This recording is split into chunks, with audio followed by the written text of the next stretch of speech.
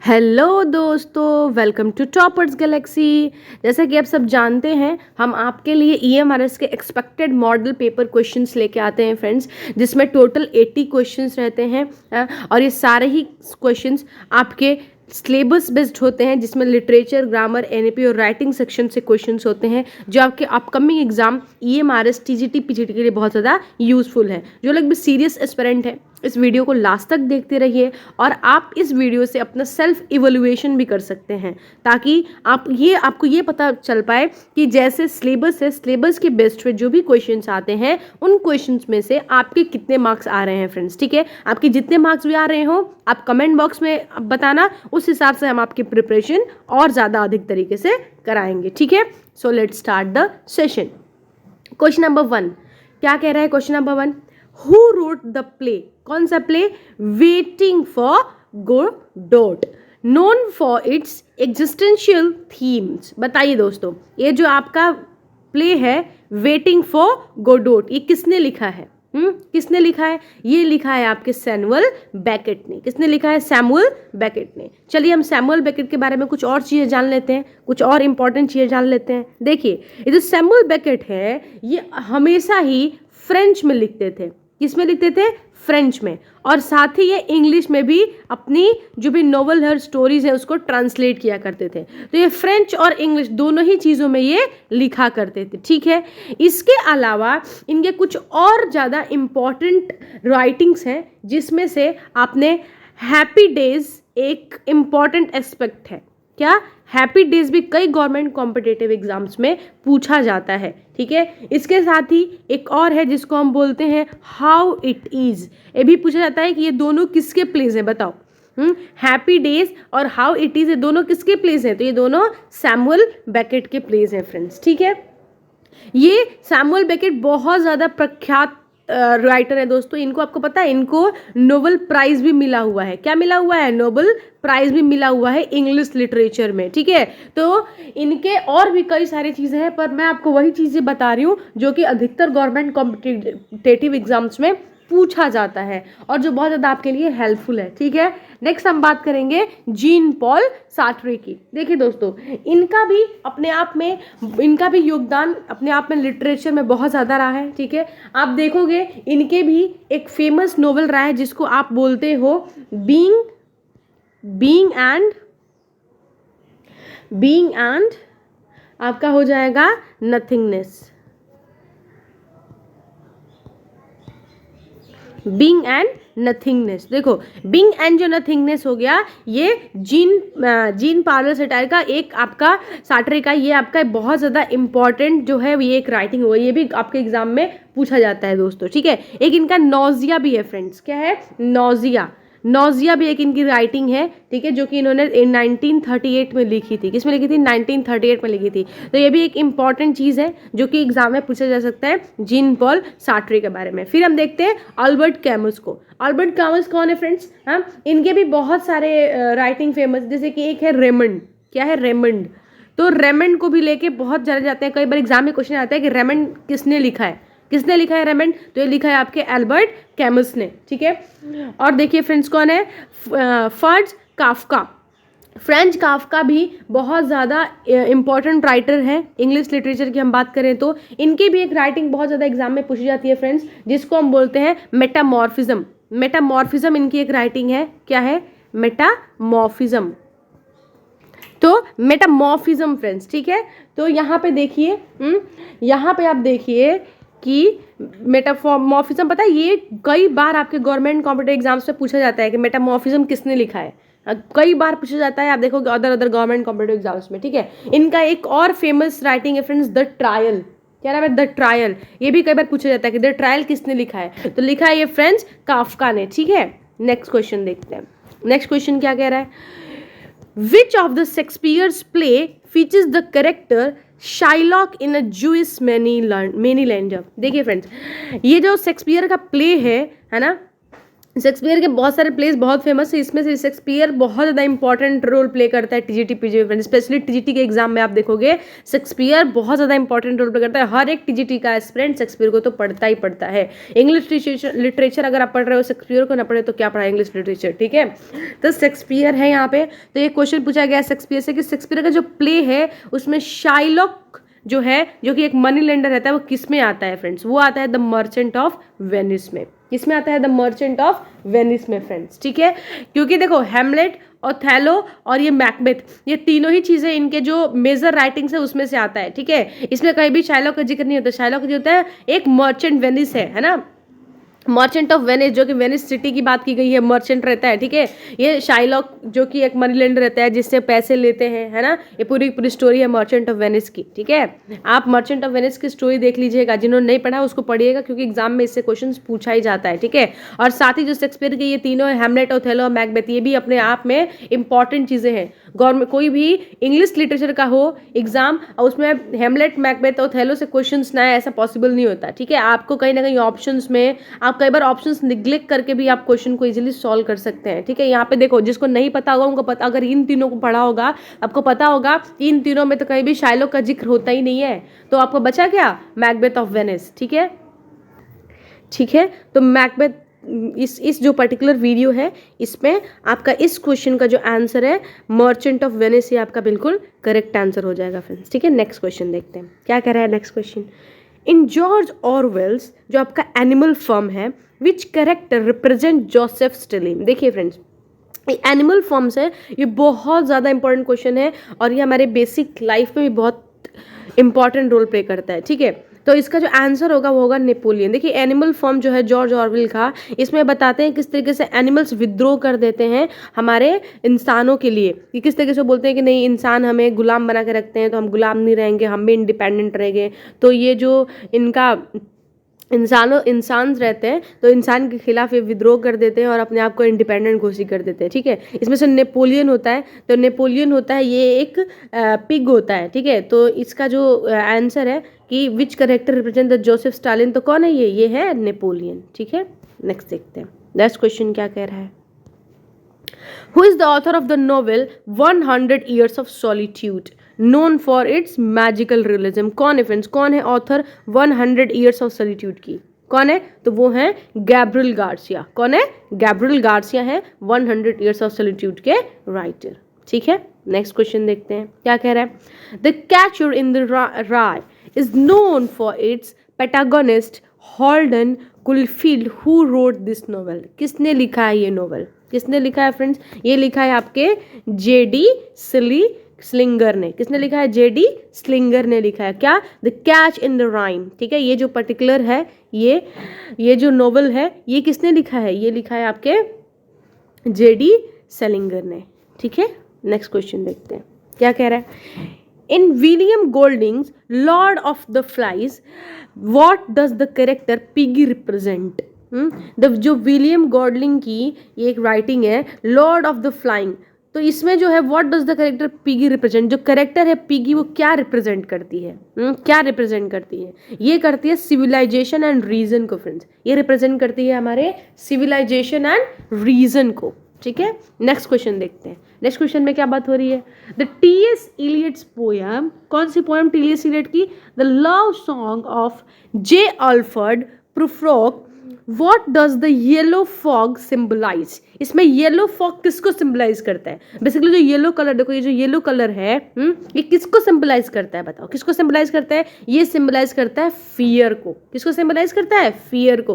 तो T.S.. Eliot की जो पोएम है The Love Song of J. Alfred Prufrock, इसमें जो येलो फॉग है वो किसको सिंबलाइज कर रहा है? फियर को सिंबलाइज कर रहा है, ठीक है। नेक्स्ट क्वेश्चन देखते हैं। What author is best known for the work such as, कौन सा वर्क है? The sound and the fury and as I lay dying, ठीक है। इसके ऑथर कौन है? कौन है इसके ऑथर? इसके ऑथर हैं आपके विलियम फ्लंकनर। कौन है? विलियम फ्लंकनर। विलियम फ्लंकनर की ये जो बेस्ट एक है ना बेस्ट वर्क है क्या? The sound and the fury and as I lay dying, ये दोनों ही किसकी वर्क है? ये दोनों ही वर्क है विलियम फ्लंकनर की। यहाँ पे क्वेश्चन क्या कह रहा है। In James Joyce's Ulysses the event of a single day in Dublin are paralleled with which ancient epic? कौन सा ancient epic है वो फ्रेंड्स बताओ, कौन सा ancient epic है? वो है आपका ओडिसी। ओडिसी की बात हो रही है यहाँ पे, ओडिसी एपिक के बारे में हम यहाँ पे बात कर रहे हैं, ठीक है। इसमें देखिए इस क्वेश्चन में क्या कह रहा है, who wrote the dystopian novel, ये जो डिस्टोपियन नोवेल है कौन सा, brave new world which explore a future society driven by technological advancement। बताओ किसने लिखा है ये ब्रेव न्यू वर्ल्ड, कौन लिखा है ये ब्रेव न्यू वर्ल्ड, तो ब्रेव न्यू वर्ल्ड लिखा है हमारे एल्डोस हॉक्सले ने। किसने लिखा है, एल्डोस हॉक्सले ने लिखा है, कौन सा, ब्रेव न्यू वर्ल्ड। इसमें बताया गया इसकी किस तरीके से हमारे फ्यूचर सोसाइटी जो टेक्नोलॉजिकल एडवांसमेंट है उसमें किस तरीके से इनरिच होगा और किस तरीके से हम टेक्नोलॉजिकली अपडेट होंगे उसके बारे में इसमें बात की गई है। किसमें, ब्रेव न्यू वर्ल्ड में, जो कि किसने लिखा है, एल्डोस हॉक्सले ने लिखा है, ठीक है। नेक्स्ट क्वेश्चन देखते हैं, who is the author of the novel to kill a mockingbird, a classical work of American literature. बताओ दोस्त, अमेरिकन लिटरेचर आपने पढ़ा होगा है ना, अमेरिकन लिटरेचर में किस ऑथर ने टू किल अ मॉकिंग बर्ड लिखा है, कौन सा ऑथर है वो है आपके हार्पर ली। किसने लिखा है, हार्पर ली ने लिखा है टू किल अ मॉकिंग बर्ड, जो कि कहाँ के लिटरेचर है, अमेरिका के, अमेरिकन लिटरेचर है, ठीक है। नेक्स्ट क्वेश्चन देखिए, a William Golding Lord of the Flies, what is the name of the conch shell used as a symbol of authority and order। बताइए, जो विलियम गोल्डिंग्स हैं इनके जो लॉर्ड ऑफ द फ्लाइज है इसमें what is the name of the conch shell used by the symbol of authority and order, कौन है वो है राल्फ। कौन है, राल्फ। इसका करेक्ट आंसर क्या हो जाएगा, राल्फ, ठीक है। नेक्स्ट देखिए, नेक्स्ट क्वेश्चन क्या कह रहा है, who wrote the Macbeth which explores theme of ambition and consequences of unchecked power। बताओ मैकबेथ किसने लिखा है, मैकबेथ लिखा है आपके शेक्सपियर ने। किसने लिखा है, शेक्सपियर ने। हमेशा याद रखिएगा क्या कि मैकबेथ किसने लिखा है, शेक्सपियर ने लिखा है, ठीक है। साथ ही इनके और भी राइटिंग्स है जैसे कि मैकबेथ, ओथेलो हो गया, the merchant of the Venice हो गया है ना, इस द टेम्पेस्ट हो गया, ये सब किसने लिखा है, ये सब लिखा है आपके शेक्सपियर ने, ठीक है।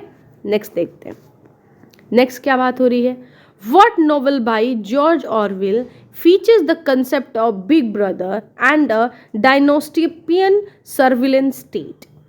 ये कब हुआ है, कौन से नॉवेल में जॉर्ज ऑरवेल ने लिखा है फ्रेंड बताओ। ये लिखा है 1984 में। 1984 में जो जॉर्ज ऑरवेल ने लिखी थी इसमें इन्होंने एक कंसेप्ट दिया था बिग ब्रदर नाम का। कौन से ब्रदर नाम का, बिग ब्रदर नाम का कंसेप्ट दिया है इन्होंने जॉर्ज ऑरवेल ने 1984 नाम की नोवेल में, ठीक है।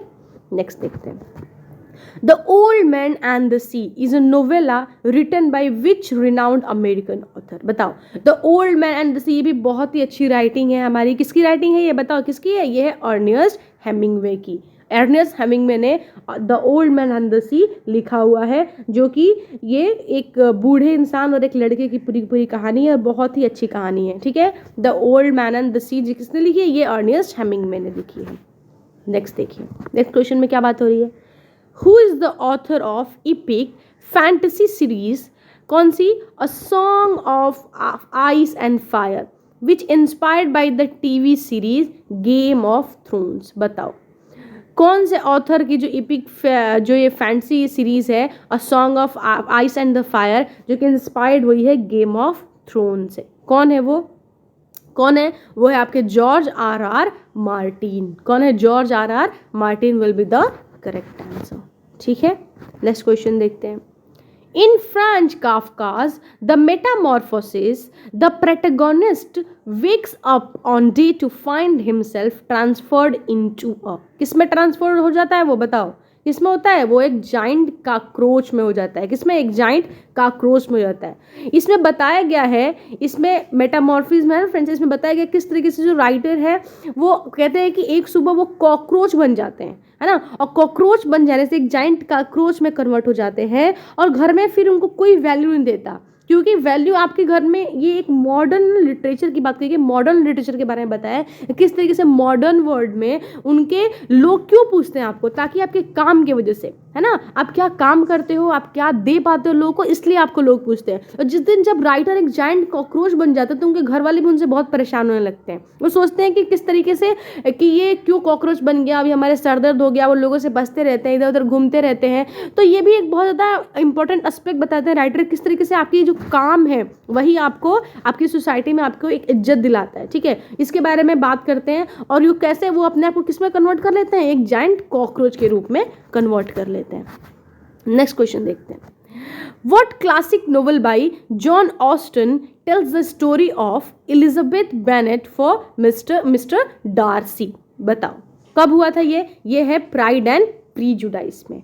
प्राइड एंड प्रीजुडाइस नाम की ये जो राइटिंग है, इसमें जॉन ऑस्टन बोलती हैं कि Elizabeth Bennet and mister Darcy के बारे में यहाँ पे बात होती है। कौन से नॉवल में, प्राइड एंड प्रीजुडाइस। ये भी बहुत इंपॉर्टेंट एस्पेक्ट है फ्रेंड्स, ये भी अगर जिन्होंने नहीं पढ़ा होगा ये पढ़िएगा, प्राइड एंड प्रीजुडाइस। ठीक है।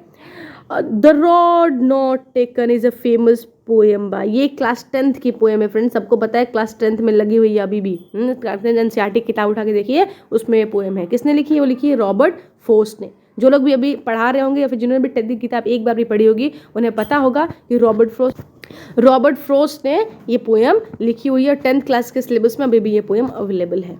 ठीक है, नेक्स्ट क्वेश्चन देखते हैं। The Gabriel Garcia 100 Years of Solitude, the story is set to the fictional town। बताओ ये जो गाब्रियल गार्सिया की 100 Years of Solitude नाम की जो स्टोरी है वो कहाँ पे सेट है फ्रेंड्स?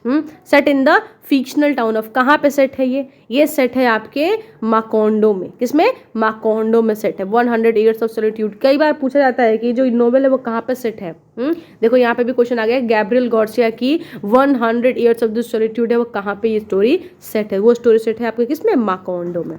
ठीक है फ्रेंड्स, तो टोटल आप देखोगे कि ये जो क्वेश्चंस है 20 क्वेश्चंस हमने कंप्लीट किया है। हाँ, देखिएगा 20 क्वेश्चंस में आपके कितने क्वेश्चंस बन रहे हैं। ठीक है, देखिए कितने क्वेश्चंस आपके सही हो रहे हैं, जिससे आपको समझ में आएगा कि आपकी प्रिपरेशन का लेवल कहाँ पे है। ठीक है, नेक्स्ट क्वेश्चन देखते हैं।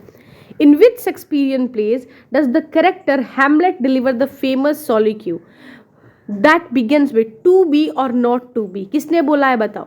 ये जो हैमलेट है, हैमलेट में ये जो आपका हैमलेट जो है, हैमलेट जो शेक्सपियर का एक one of the most important play है, इसमें जो फेमस लाइन है to be or not to B, ये किसने बोला है friends?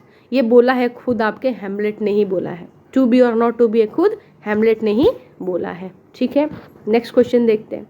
Who is the author of gothic novel Frankenstein? Frankenstein किसने लिखा है फ्रेंड्स? ये लिखा है आपके मर्सी शैली में। आपको पता है मर्सी शैली कौन है? मर्सी शैली पीवी शैली की वाइफ है। पीवी शैली की वाइफ कौन है? मर्सी शैली। और इन्हीं का जो है, इन्हीं का जो गॉथनिक नॉवेल है, क्या नाम है उसका? फ्रैंकेस्टीन। ठीक है, नेक्स्ट क्वेश्चन देखते हैं। The poem raven is written by, किसने लिखा है राविन फ्रेंड्स? ये लिखा है एडगर एलन पो ने। किसने लिखा है? एडगर एलन पो में। किसने? राविन। ये भी बहुत बार एग्जाम में रिपीटेड क्वेश्चन है, ये बहुत बार रिपीट होता है। ठीक है, brave new world is a dystopian novel bye, ये जो ब्रेव न्यू वर्ल्ड है डिस्टोपियन नॉवल, ये किसने लिखा है? किसने लिखा है ब्रेव न्यू वर्ल्ड? ये लिखा है आपके एल्डोस हॉक्सले ने। किसने लिखा है? एल्डोस हॉक्सले ने लिखा है फ्रेंड्स। ठीक है, नेक्स्ट क्वेश्चन देखते हैं। Who wrote Canterbury Tales? देखिए फ्रेंड्स, ये बहुत इंपॉर्टेंट है। क्या? सेंटरबरी टेल्स किसने लिखा है? सबको पता है किसने लिखा है? चौसर ने लिखा है। किसने लिखा है?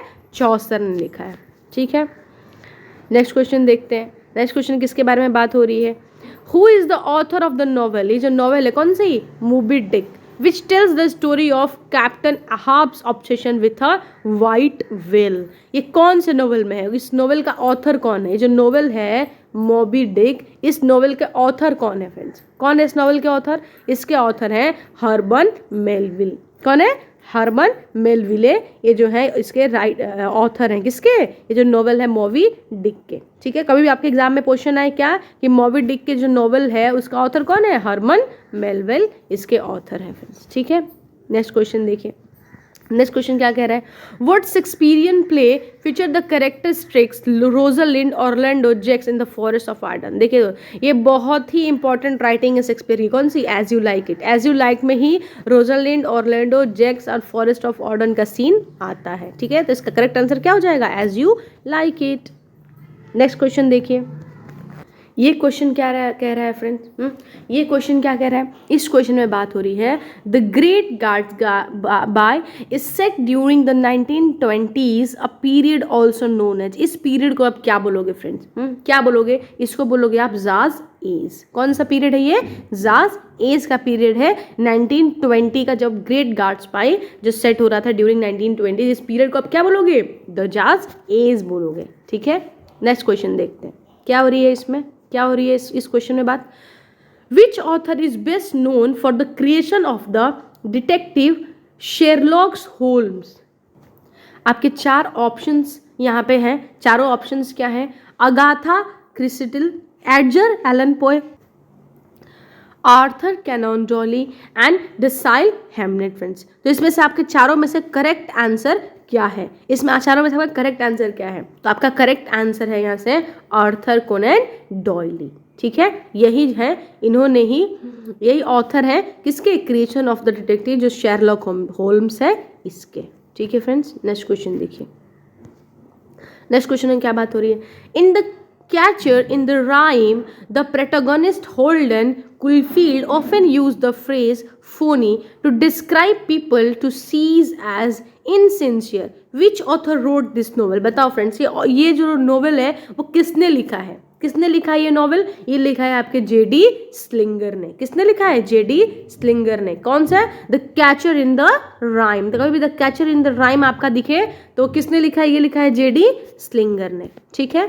नेक्स्ट क्वेश्चन देखिए, देखिए फ्रेंड 30 जो क्वेश्चन थे, ये जो 30 क्वेश्चन थे आपके लिटरेचर बेस्ड क्वेश्चन थे, और अब हम आगे के जो भी क्वेश्चन पढ़ेंगे वो ग्रामर बेस्ड क्वेश्चन होंगे। कैसे होंगे, ग्रामर बेस्ड क्वेश्चन होंगे। तो ग्रामर पढ़ते वक्त हम ध्यान रखेंगे कहाँ पे फिलअप्स के क्वेश्चन हो गए या एरर के क्वेश्चन हो गए, तो हम ध्यान रखेंगे कहाँ पे हमें करेक्ट आंसर्स को फाइंड आउट करना है, कौन सा करेक्ट आंसर हो सकता है। कई बार क्या होता है फ्रेंड्स, हमको लगता है कि ये आंसर करेक्ट है, क्यों, क्योंकि हम अपनी प्रोनाउंसिएशन में और डेली यूज़ इंग्लिश में हम वो सब चीज़ें यूज़ करते हैं, पर ग्रामेटिकली वो जो वर्ड है, वो जो सेंटेंस है वो करेक्ट है या नहीं, ये जानना बहुत ज़रूरी है। तो जो लोग हमारे साथ नए जुड़े हैं, मैं उन्हें बता दूं कि आप हमारे यूट्यूब चैनल की वीडियोस देख सकते हैं, वहाँ पे सारी ही चीज़ें ऑलरेडी अवेलेबल है। आप वहाँ से देख के और सीख सकते हैं कि जो डेली इंग्लिश आप बोलते हो और जो ग्रामेटिकली करेक्ट इंग्लिश है, उन दोनों में कैसे डिफरेंस है फ्रेंड्स, ठीक है। तो आइए हम यहाँ पे 30 क्वेश्चन पहले करते हैं, 31st क्वेश्चन स्टार्ट करते हैं।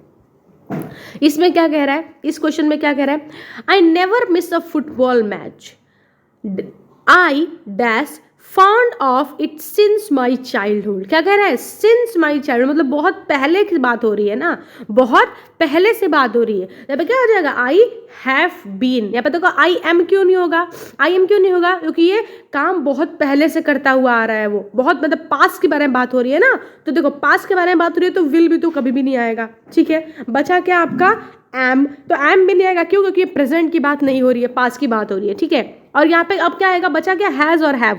लेकिन यहाँ पे देखो आई के साथ हमेशा क्या होता है, हैव यूज होगा, यहाँ पे हैज़ यूज नहीं होगा, क्योंकि आई हमेशा क्या है, अपने साथ प्लूरल चीज लेती है। तो आई के साथ क्या यूज होगा, आई के साथ यूज होगा have, been will be the correct one, तो this will be the correct one, ठीक है। नेक्स्ट क्वेश्चन देखते हैं क्या कह रहा है, who does not care for literature or art, choose the one which can be substituted for the given word। बताओ दोस्तों कौन है इसमें से चारों में से ऐसा कौन है जो कि does not care for literature और art, जो कि लिटरेचर और आर्ट के बारे में बिल्कुल ध्यान नहीं देता, उसको कोई फर्क नहीं पड़ता लिटरेचर और आर्ट से। उसको क्या बोलोगे आप, उसको बोलोगे फिलिस्तीन।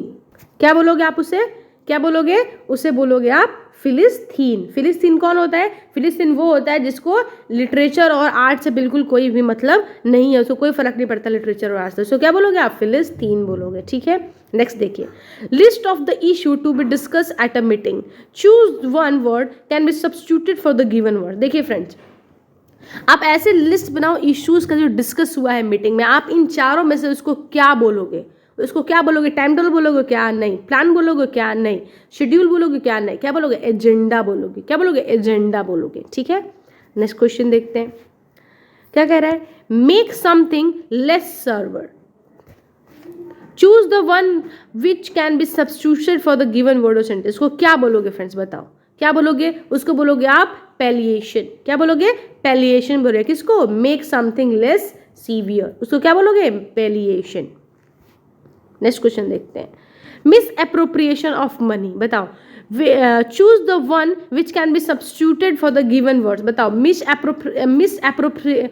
एप्रोप्रिएशन ऑफ मनी क्या है वो, कौन है इन चारों में से कौन सा वर्ड सुटेबल है इसके लिए, वो है इम्बेजलमेंट। कौन है, embezzlement will be the correct one. जो मिस एप्रोप्रिएशन ऑफ मनी का जो करेक्ट सुटेबल वर्ड है उसको क्या बोलेंगे, इम्बेजलमेंट।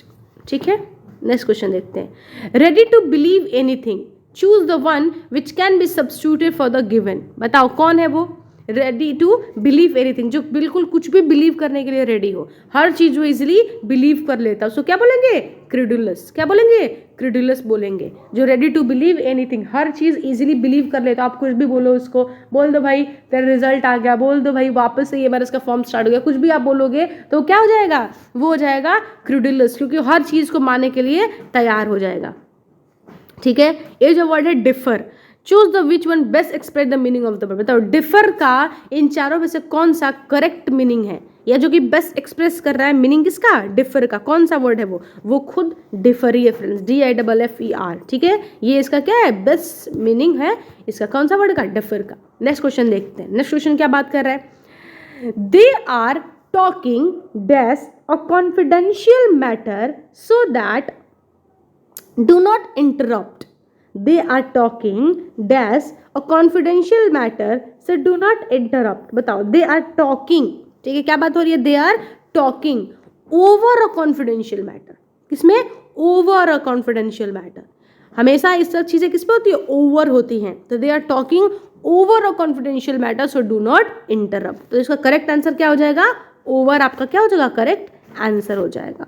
नेक्स्ट देखते हैं, नेक्स्ट क्वेश्चन क्या कह रहा है, सीज, तो choose the correct which best express the meaning of the word, बताओ ये जो सीज है इसका इन चारों में से करेक्ट ऑप्शन कौन सा है, जो इसका करेक्ट मीनिंग, यहाँ पे बेस्ट एक्सप्रेस मतलब एंटोनिम का क्वेश्चन पूछ रहा है कि मतलब ये एंटोनिम है। ठीक है, एंटोनिम है क्या, एंटोनिम का क्वेश्चन पूछ रहा है, नहीं। बहुत बार क्या होता है ना, आप लोग ऐसे कंफ्यूज हो जाते हो, कई लोग तो मैंने देखा है ऐसे करते हैं, एंटोनिम का सिनोनिम समझ लेते हैं और सिनोनिम का एंटोनिम समझ लेते हैं। सिनोनिम मतलब क्या होता है, सेम मीनिंग, सिनोनिम मतलब क्या होता है, सेम मीनिंग होता है, और एंटोनिम मतलब क्या होता है, एंटोनिम मतलब रिवर्स, एंटी मीनिंग। आई बात समझ में आपको, तो बेस्ट एक्सप्रेस मतलब क्या, सेम मीनिंग पूछ रहा है ना, तो बताओ कौन सा होगा इसमें से, कौन सा होगा इसमें से, इसमें से होगा आपका स्टॉप। क्या होगा, स्टॉप, सीज मतलब क्या होता है, स्टॉप होता है। ठीक है, नेक्स्ट क्वेश्चन देखिए, नेक्स्ट क्वेश्चन क्या बारे में बात हो रहा है, abandon, choose the one which express the meaning of the word. Abandon मतलब क्या होता है फ्रेंड्स, मतलब होता है फोशेक। क्या होता है, फोशेक करना, अबैंडन मतलब क्या, फोशेक करना। ठीक है, नेक्स्ट क्वेश्चन देखते हैं, the chairman is ill and we will have to dash the meeting for a few days, तो हमको क्या करना पड़ेगा, मीटिंग को पुट ऑफ करना पड़ेगा। क्या करना पड़ेगा, मीटिंग को पुट ऑफ करना पड़ेगा friends. The chairman is ill, हमारा चेयरमैन बीमार है, and will have to put off, हमको मीटिंग क्या करना पड़ेगा, पुट ऑफ करना पड़ेगा कुछ दिनों के लिए। ठीक है, नेक्स्ट देखते हैं, आइदर यू और आई शुड, क्या होगा, आइदर यू और I should takes the lead. यहाँ पे टेक्स क्यों हुआ फ्रेंड्स, क्योंकि यहाँ पे सिंगुलर की बात की गई है। किसकी बात की गई है, सिंगुलर की बात की गई है। ठीक है, आइदर यू और, या तो आप नहीं तो मैं, है ना, या तो आप करोगे कोई काम, नहीं तो मैं करूँगी, मतलब करने वाला तो एक ही आदमी है ना, या तो आप ही करोगे तो मैं ही कर लूँगी, दोनों मिलके तो करेंगे नहीं। तो यहाँ पे क्या आएगा आपका, सिंगुलर वर्ब आएगा, मतलब क्या, टेक्स आ जाएगा फ्रेंड्स। ठीक है, नेक्स्ट क्वेश्चन देखते हैं, यहाँ पे क्या बात हो रही है, the thief was caught and the police dash the stolen goods for him. The thief was caught and the police, बताओ अगर थीफ जो है वो पुलिस द्वारा पकड़ी जाएगी तो क्या होगा फ्रेंड्स, वो गुड्स को क्या करेगी, गुड्स को रिकवर्ड करेगी। क्या करेगी, रिकवर्ड करेगी। गुड्स को रिकवर करेगी कौन, पुलिस, तो क्या आंसर हो जाएगा, रिकवर्ड आंसर हो जाएगा। ठीक है, नेक्स्ट देखते हैं, नेक्स्ट देखते हैं क्वेश्चन क्या बात हो रही है नेक्स्ट क्वेश्चन में, dash more you earn more you can spend, बताओ क्या बहुत ज़्यादा आप more you earn and more you can spend. तो इन दोनों फिलिंग द ब्लैंक्स में क्या चीज़ें आपकी आने वाली है, बताओ क्या आएगा। The more you earn the more you spend, बोलते हैं ना, the more you earn the more you spend. ठीक है, नेक्स्ट क्वेश्चन देखते हैं, बहुत इजी था ये फ्रेंड्स। ठीक है, नेक्स्ट क्वेश्चन देखते हैं। I am very happy dash in India, I really miss being there. देखिए इस क्वेश्चन में क्या बात हो रही है, I am very happy dash in India. ठीक है, I really miss being there, मतलब इस सेंटेंस से आपको ये समझ में आ रहा है कि वो इंसान बहुत खुश था कि वो इंडिया में रहता था, but I really miss being there, पर मैं बहुत मिस करता हूँ वहाँ रहना, मतलब वो इंसान अब वहाँ नहीं रहता है। तो लिविंग तो हो नहीं सकता, टू लीव भी क्यों नहीं हो सकता। I am very happy in India, I really miss being there, तो मतलब क्या बात हो रही है, पास्ट टेंस के बारे में बात हो रही है, पास्ट टेंस के बारे में बात कर रही है, मतलब टू लीव भी नहीं होगा। ठीक है, बचा क्या, टू हैव लिव्ड, ये आपका क्या हो जाएगा, करेक्ट आंसर हो जाएगा। I am very happy to have lived, मतलब पहले मैं रहता था इंडिया में तो मैं बहुत खुश था, I really miss being there. ठीक है फ्रेंड्स, नेक्स्ट क्वेश्चन देखिए, कैंसल का मीनिंग क्या होगा बताओ, कैंसिल का बेस्ट एक्सप्रेस मीनिंग बताओ क्या होगा। कैंसिल का हो जाएगा आपका एबॉलिश, कैंसिल मतलब होता है ना कैंसिल कर देना, और एबॉलिश मतलब क्या होता है, खत्म कर देना, हटा देना, कैंसिल कर देना। ठीक है, तो कैंसिल का बेस्ट एक्सप्रेस मीनिंग क्या होगा, फर्स्ट वन भी क्या हो जाएगा आपका, एबॉलिश हो जाएगा। अप्रूव मतलब क्या होता है फ्रेंड्स बताओ आपको, अप्रूव मतलब क्या होता है, अप्रूव मतलब किसी भी चीज़ को अप्रूव करना, मतलब आप यस और नो में आप उसको अप्रूव कर रहे हो कि हाँ बताओ ये काम होगा या नहीं होगा, तो अप्रूव कर रहे हो मतलब होगा। ठीक है, अलाउ करना मतलब ये कि आप किसी चीज़ को अलाउ कर दे रहे हो। ब्रेक मतलब तो पता ही है, ब्रेक लेना। ठीक है, नेक्स्ट देखते हैं, नेक्स्ट क्या कह रहा है, पायस मतलब क्या होता है फ्रेंड्स बताओ, पायस वर्ड मतलब क्या होता है, पायस मतलब होता है आपका ये रिलीजियस, क्या होता है पायस मतलब रिलीजियस होता है। ठीक है, अब कोई बोलता है ना पायस बुक होता है आपके, हमारे है ना कितने सारे पायस बुक हैं हमारे, महाभारत रामायण ये सब क्या है हमारे पायस बुक हैं, तो पायस मतलब क्या, रिलीजन।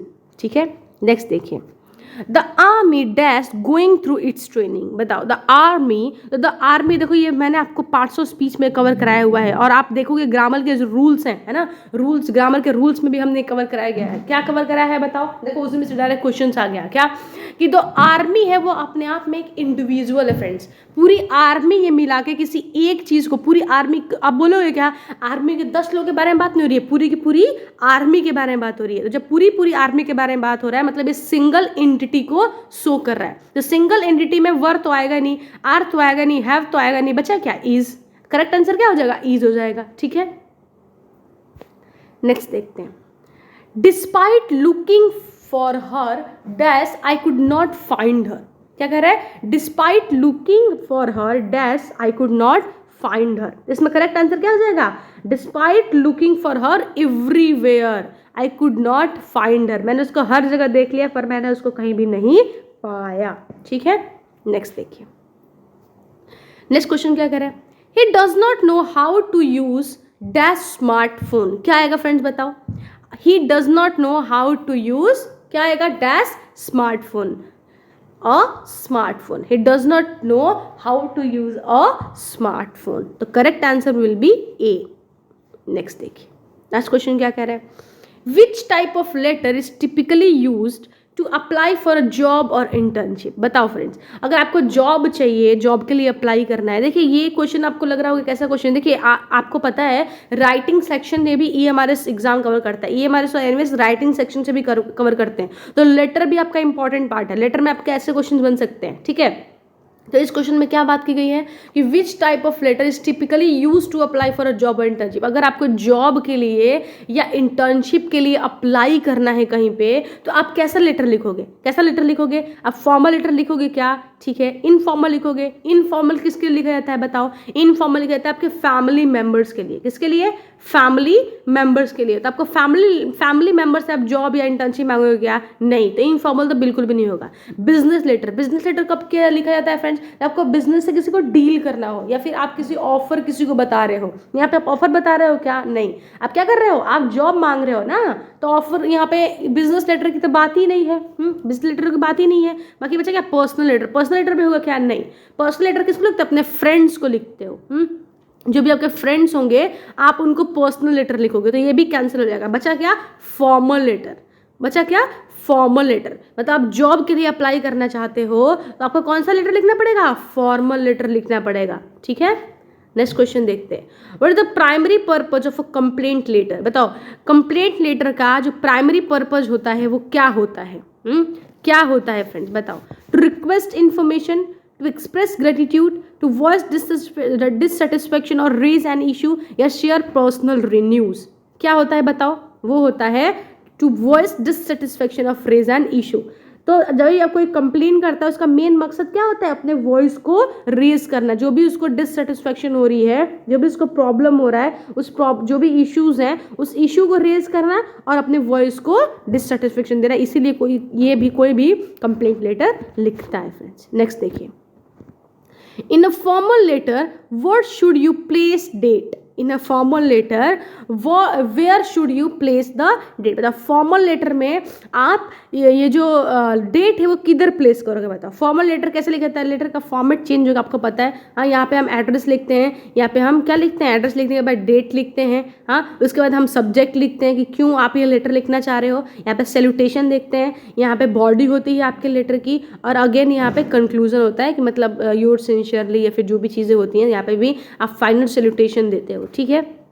ये आपका एक फॉर्मेट हो जाता है, ठीक है। तो ये पे क्या करेंगे, फॉर्मल लेटर में where should you place the date, कहाँ पे डेट प्लेस करोगे। तो in the beginning below the sender's address, यहाँ पे करोगे। एट द एंड करोगे, कोई एंड में करता है क्या, बताओ। एंड में कोई करता है क्या, नहीं करता, कैंसिल हो जाएगा। In the middle of the letter, आप मिडल ऑफ द लेटर में डेट लिखोगे क्या, नहीं। It is not necessary to include, ऐसा है क्या, अगर आप लेटर में डेट नहीं इंक्लूड करोगे तो कैसे पता चलेगा कब लेटर लिखा था या कब का क्या चीज़ें हैं, ये भी क्या हो जाएगा, कैंसिल हो जाएगा। क्या हो जाएगा, कैंसिल हो जाएगा। तो 53rd का क्या हो जाएगा करेक्ट आंसर, आपका करेक्ट आंसर हो जाएगा फर्स्ट वाला। चलो मैं आपको क्लियर दिखा देती हूँ, क्या हो जाएगा, फर्स्ट वाला आपका क्या हो जाएगा, करेक्ट आंसर रहेगा। क्या, in the beginning below the sender's address. अभी मैंने आपको फॉर्मेट बताया था, उसमें भी मैंने आपको बताया था कि यहाँ पे जो डेट है वो कहाँ पे रहता है, ठीक है। नेक्स्ट क्वेश्चन देखिए, नेक्स्ट क्वेश्चन में क्या बात हो रही है friends, which closing phase is most appropriate for a formal business letter. बताओ इन सभी ऑप्शंस में से, इन सारे ही जो ऑप्शंस हैं, इन सारे ही ऑप्शंस में से कौन सा जो फ्रेज है सबसे ज़्यादा अच्छा रहेगा बिजनेस लेटर में, कौन सा अच्छा रहेगा फ्रेंड्स। देखिए, योर्स ट्रूली, ये रहेगा क्या, sincerely, best wishes, cheers. Yours truly नहीं रहेगा फ्रेंड्स, सिंसियरली हो सकता है, बेस्ट विशेज नहीं, चीयर्स भी नहीं, तो क्या होगा, सिंसियरली आपका करेक्ट आंसर हो जाएगा।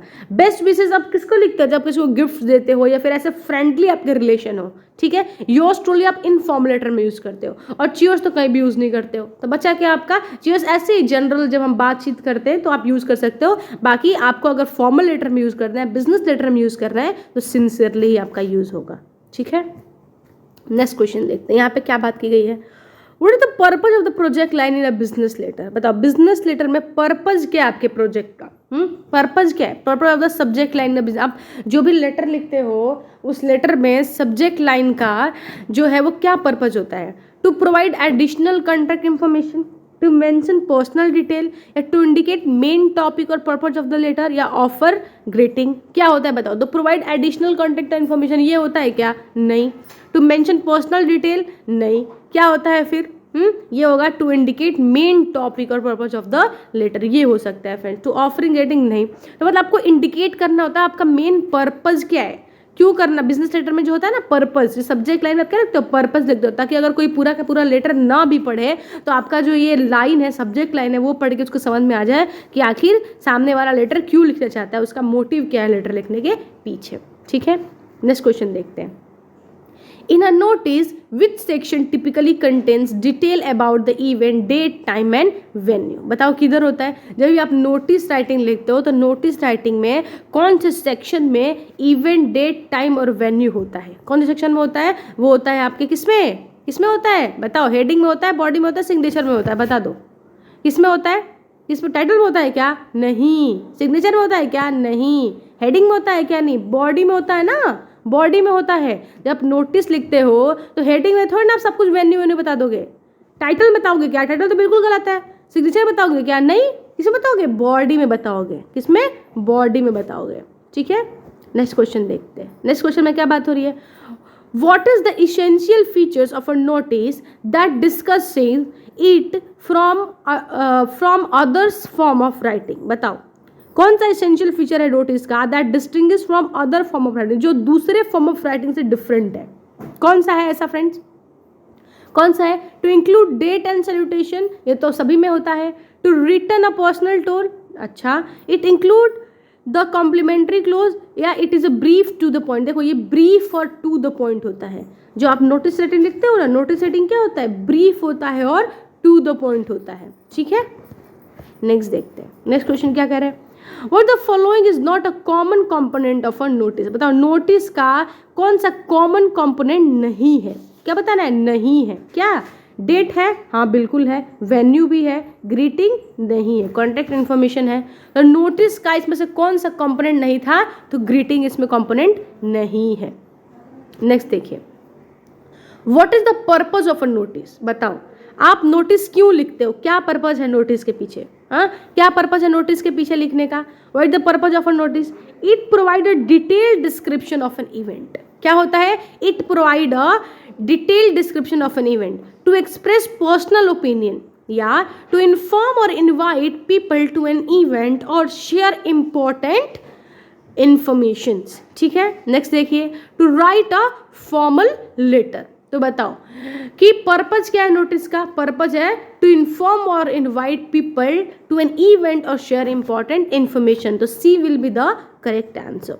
ठीक है, नेक्स्ट देखिए. नेक्स्ट क्वेश्चन क्या कह रहा है?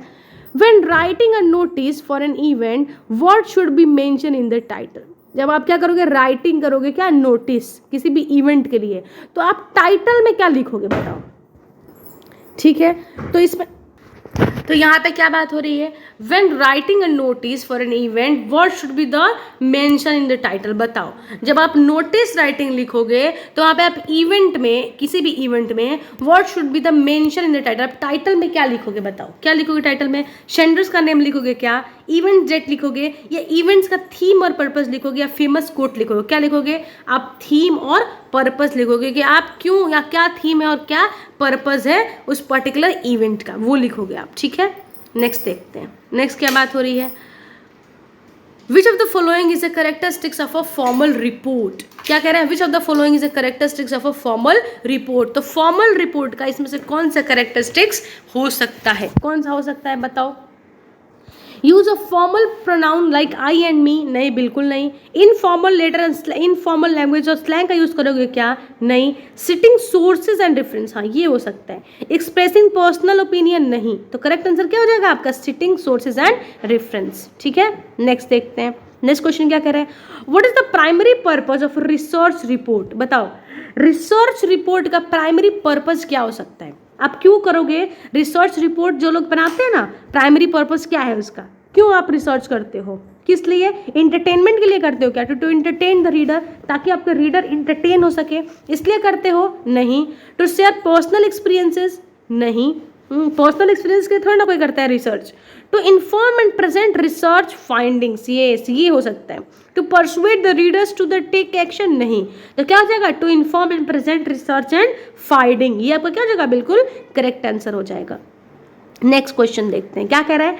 Which part of the report typically provide detail information about the research methods use. बताओ कौन सा होगा? वो आपका होगा मेथडोलॉजी. क्या होगा? मेथडोलॉजी. क्योंकि which part of the report typically provide detail information about the research and method. कौन सा आप मेथड यूज करोगे वो किस में पता चलेगा? वो पता चलेगा मेथडोलॉजी में. ठीक है, नेक्स्ट देखते हैं. और इसमें देखिए ये भी बात हो सकती है कि जो रिकमेंडेशंस होती हैं वो तो रिकमेंड करते हो ना. कंक्लूजन सबको पता ही है क्या होता है? इंट्रोडक्शन. तो बेसिकली इंट्रोड्यूस ही करोगे. तो मेथड्स कहाँ गए? मेथड्स गए आपके मेथडोलॉजी में. ठीक है, नेक्स्ट क्वेश्चन देखिए. नेक्स्ट क्वेश्चन में क्या बात हो रही है? What is the primary purpose of an opinion article. Article जो आप है, आर्टिकल्स का प्राइमरी पर्पस क्या है? क्या है primary purpose? To provide object facts and research findings, to present the author's viewpoint or a perspective, to entertain the readers with humor and fiction, to summarize news event. कौन सा है friends बताओ? to present author's viewpoint और perspective. क्या है? to present author's viewpoint और perspective. ठीक है, नेक्स्ट क्वेश्चन देखते हैं क्या बात हो रही है हमारे नेक्स्ट क्वेश्चन. इस क्वेश्चन में क्या बात हो रही है फ्रेंड्स? इस क्वेश्चन में क्या बात हो रही है? What should be the introductory paragraph of an article aim to do, कि what should be the introductory paragraph of an article aim to do, तो कौन सा है बताओ? Article of list of references and citations, या capture the reader's attention and introduce the topic, summarize the author's opinion, या offer a detailed analysis of a subject matter। तो क्या करने के लिए वो कैप्चर करती है क्या? Readers attention and introduce the topic, ताकि जो रीडर्स अटेंशन को आप अटेंशन दो, अट्रैक्ट करो, जब आप कोई भी टॉपिक को करो इंट्रोड्यूस करो। ठीक है, नेक्स्ट क्वेश्चन देखते हैं क्या बात हो रही है इसमें। Which of the following is not a common part of an article structure? क्या कह रहा है? Which of the following is not a common part of an article structure? बताओ कौन सा नहीं है आर्टिकल का इसमें से पार्ट? टाइटल तो होता ही है, इंट्रोडक्शन भी होता है, कंक्लूजन भी होता है, नहीं कॉम्प्लीमेंट्री क्लोज नहीं होता है। आप आर्टिकल को कॉम्प्लीमेंट्री वे में क्लोज नहीं कर सकते हो। ठीक है, नेक्स्ट क्वेश्चन देखते हैं क्या कह रहा है। Which type of article is typically characterized by humor and satire, often mocking current events or trends? कौन सा है फ्रेंड्स? ओपिनियन आर्टिकल है क्या? नहीं। न्यूज़ आर्टिकल्स है? नहीं। फीचर आर्टिकल है? नहीं। क्या है? सटायरिकल आर्टिकल है। कौन सा आर्टिकल है? सटायरिकल आर्टिकल है। नेक्स्ट देखिए, in article writing what should the conclusion aim to achieve? क्या बात की है इस क्वेश्चन में कि आप आर्टिकल राइटिंग में what should be the conclusion aim to achieve? Introduce a new topic or idea, summarize the main point or leaving a lasting impression, provide additional opinion and viewpoint, often call to action. बताओ कौन सा होगा इसमें से? Provide additional opinion and view point. क्या होगा? Provide additional information and opinions and view point. तो कभी आप आर्टिकल में ना, जब आप आर्टिकल लिखते हो तो आपको वहाँ पे खुद के ओपिनियंस देने पड़ते हैं, साथ ही व्यू पॉइंट भी देना पड़ता है। ठीक है, तो ये आपका करेक्ट आंसर हो जाएगा। नेक्स्ट देखिए, NEP aims to achieve universal access to the quality education from preschool to higher education by the year. कौन से ईयर तक फ्रेंड्स? 2030 तक। 2030 तक आप देखोगे कि ये NEP का टारगेटेड ईयर है कि इस ईयर तक universal access to quality education from pre primary school to higher education तक पहुंचना ही चाहिए। कौन से ईयर तक? 2030 तक। ठीक है, नेक्स्ट देखिए, नेक्स्ट क्या कह रहा है? What is the primary focus of the NEP school curriculum reform? मतलब प्राइमरी फोकस क्या है NEP schools and curriculum reform का? क्या फोकस है? Holistic and multi disciplinary education. देखिए, होलिस्टिक डेवलपमेंट बच्चों का बहुत ज़रूरी है, साथ ही मल्टी डिसिप्लिनरी एजुकेशन भी होना बहुत ज़रूरी है। ऐसा ना हो कि बच्चा सिर्फ पढ़ाई करता रहे और बाकी के एरियाज़ में वो बिल्कुल ही ज़ीरो रहे। ऐसा नहीं होना चाहिए, बाकी के जगह पे हीरो रहे, सिर्फ मतलब एजुकेशन में वो हीरो रहे, बाकी जगह पे जीरो रहे। नहीं, वो हर जगह क्या होना चाहिए? वो जीरो नहीं रहना चाहिए, हर जगह क्या होना चाहिए? हीरो होना चाहिए। हर जगह क्या होना चाहिए? हीरो होना चाहिए। नेक्स्ट देखते हैं फ्रेंड्स, नेक्स्ट क्या बात हो रही है? नेक्स्ट क्या बात हो रही है? The NEP inventions the establishment of a national research foundation to promote research in. किस में करेगा बताओ? किस में करेगा? सोशल साइंस और साइंस में तो होगा ही होगा, हाँ, साइंस एंड टेक्नोलॉजी में होगा ही होगा, ह्यूमैनिटीज में भी होगा, मतलब ऑल ऑफ द अबव आपका करेक्ट आंसर हो जाएगा। मतलब फोर्थ आपका बिल्कुल सही है। नेक्स्ट देखिए, under the NEP what is the purpose duration for a bachelor's degree program? बताओ, बैचलर डिग्री प्रोग्राम कितने साल का होने वाला है? बताओ कितने साल का होने वाला है? 4 साल का होने वाला है। मतलब अब आप आफ्टर 12th जो है वो आप 3 साल का ग्रेजुएशन करते थे ना आप, लेकिन अब आप टोटल 4 साल का ग्रेजुएशन करने वाले हो। ठीक है, नेक्स्ट देखते हैं। The NEP emphasis to use the technology and education and purposes setting up a national education technology forum, जिसको हम NETF कहते हैं। For this purpose, what is the primary role of NETF? क्या रोल है NETF का? बताओ, primary role क्या है NETF का फ्रेंड्स? तो ये है क्या? Development and sharing digital infrastructure. क्या है ये? ऑनलाइन एग्जाम्स नहीं है ना, डिजिटल टेक्स्ट बुक प्रोवाइड करना भी नहीं है। ठीक है, एजुकेशनल इंस्टीट्यूट्स भी नहीं है। क्या? Developing sharing and digital infrastructure. मतलब क्या करो? डेवलप करो, शेयर करो जो हमारा डिजिटल इंफ्रास्ट्रक्चर है उससे, ताकि हमारा काम आसान हो सके और जो हमारे जो एजुकेशन में जो है हम इन्वॉल्वमेंट सही से कर सकते हैं, ईजिली हम कर सकते हैं चीज़ों को, और मल्टी डिसिप्लिनरी जो अप्रोच है हम उसको भी टारगेट को ईजिली अचीव कर सकते हैं। नेक्स्ट देखिए, according to the NEP what is the aim of gender inclusion fund? बताओ, जो GIF है, जेंडर इंक्लूजन फंड, तो अकॉर्डिंग टू द NEP क्या एम है उसका? क्या एम है उसका? Promoting gender segregation in schools, नहीं। इन्हांसिंग फीमेल एनरोलमेंट को, बिल्कुल नहीं। तो क्या बचा? Advancing gender sensitive education, okay. Encouraging gender based education higher education, नहीं। क्या हो जाएगा आपका? C will be the correct one. क्या आप एडवांस करोगे ना जेंडर सेंसिटिव एजुकेशन को, क्या करोगे? Advancing gender sensitivity and education will be the correct answer, ठीक है। नेक्स्ट क्वेश्चन देखिए, नेक्स्ट क्या कह रहा है? 75th क्या कह रहा है? NEP invents a flexible undergraduate education system with the option to exist after certain years with certificate or diploma. What is the referred to as? क्या करोगे आप उसको? क्या रिफर्ड करोगे? रिजिड एजुकेशन है क्या वो? नहीं। Single degree system? नहीं। Multiple entry and exit system? हाँ ये है। Traditional degree? नहीं। क्या है ये? एनईपी में जो फ्लेक्सिबल अंडर ग्रेजुएट सिस्टम है जिसमें आप आ सकते हो, जब मन करे जा सकते हो, और फिर आप क्या करोगे? जैसे मान लो जिसका गैप होता है ना, गैप ईयर के बाद भी जब आप नेक्स्ट ईयर एडमिशन लेने जाओगे तो आप फिर से उस एजुकेशन को कंटिन्यू कर सकते हो, तो उसको क्या बोलेंगे? Multiple entry and exit system बोलोगे। नेक्स्ट क्वेश्चन देखिए फ्रेंड्स, क्या कह रहा है? The NEP purpose, the establishment of National Education Regulatory Authority (NERA). What is the NERA primary responsible for? NERA क्यों responsible है? क्यों रिस्पॉन्सिबल है? एक्रीडेशन ऑफ स्कूल्स के लिए? नहीं। सिटिंग करिकुलम स्टैंडर्ड्स के लिए? नहीं। रेगुलेटिंग टीचर सैलरीज के लिए? इसके लिए है क्या? इसके लिए है? नहीं। ओवरसीइंग हायर एजुकेशन इंस्टीट्यूशन के लिए फ्रेंड्स? इसके लिए है क्या? नहीं। देखो पता है किसके लिए है? ये था आपका सिटिंग एंड करिकुलम स्टैंडर्ड्स के लिए। देखो क्योंकि चारों, देखो मुझे लगा पहले कि दूसरा ऑप्शन नीचे वाला आएगा, पर ये वाला नहीं है। क्या आएगा? सिटिंग एंड करिकुलम स्टैंडर्ड्स के लिए है। सिटिंग एंड करिकुलम स्टैंडर्ड्स आपका बिल्कुल करेक्ट हो जाएगा, ठीक है। Objective of the NEP foundational literacy and numeracy mission. बताओ फ्रेंड्स, बहुत इजी क्वेश्चन है, बहुत बार पूछा जाता है आपके एग्जाम में। क्या foundational literacy and numeracy vision क्या है? क्या है बताओ? वो इंश्योर करता है। क्या इंश्योर करता है आपका?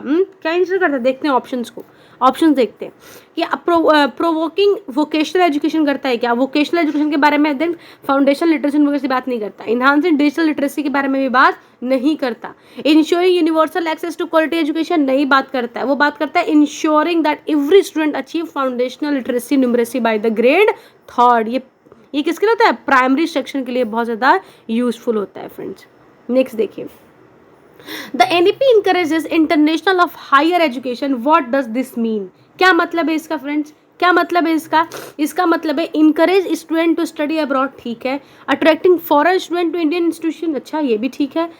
Establish Indian campuses to other countries, ये भी ठीक है। सभी ठीक है, मतलब all of the above answer हो जाएगा। यहाँ पे डी क्या हो जाएगा? यहाँ पे ऑल ऑफ द अबव आपका बिल्कुल भी करेक्ट आंसर हो जाएगा फ्रेंड्स। नेक्स्ट देखिए, नेक्स्ट क्या? Under the NEP what is the purpose duration for a master's degree program? बताओ कितने साल का होगा? 2 साल का होगा फ्रेंड्स। आपका मास्टर डिग्री प्रोग्राम कितने साल का होगा? 2 साल का होगा। ये आपका लास्ट क्वेश्चन है आज का। The NEP purpose, the establishment of national curriculum framework NCF. What is the primary function of the NCF? बताओ एनसीएफ का प्राइमरी फंक्शंस क्या होता है? क्या होता है एनसीएफ का प्राइमरी? डेवलपिंग स्टैंडर्ड टेस्ट, ये होता है क्या? सेटिंग एंड एग्जामिनेशन शेड्यूल, नहीं। ये दोनों में से कोई नहीं होता। Providing guidance on curriculum and pedagogical matters, ये होता है। फंडिंग रिसर्च प्रोडक्ट्स, नहीं ये भी नहीं होता। करेक्ट आंसर क्या हो जाएगा? Providing guidance on curriculum and pedagogical matters, ये आपका बिल्कुल क्या हो जाएगा? करेक्ट आंसर हो जाएगा। तो दोस्तों ये आज हम अपने 80 क्वेश्चंस को कंप्लीट कर लिया है, ठीक है। 80 क्वेश्चंस को हमने कंप्लीट कर लिया है और इस वीडियो में हमने एनईपी को देखा, लिटरेचर को देखा, ग्रामर और राइटिंग सेक्शन, ये चारों ही सेक्शंस को हमने इस पर्टिकुलर वीडियो में देखा है। अगर आपको वीडियो अच्छी लगी हो, आपको लगा हो कि हाँ वीडियो के कंटेंट बनाने में मेहनत की गई है, अगर आपको लग रहा है कि वीडियो आपके लिए बहुत यूजफुल है, तो आप हमारे वीडियो को सब्सक्राइब कर दीजिए ताकि आने वाली और भी प्रैक्टिस पेपर्स आप इजिली आपको मिल जाए और उसके भी आप इजिली प्रैक्टिस कर सको। So please like, subscribe and comment. Thank you so much.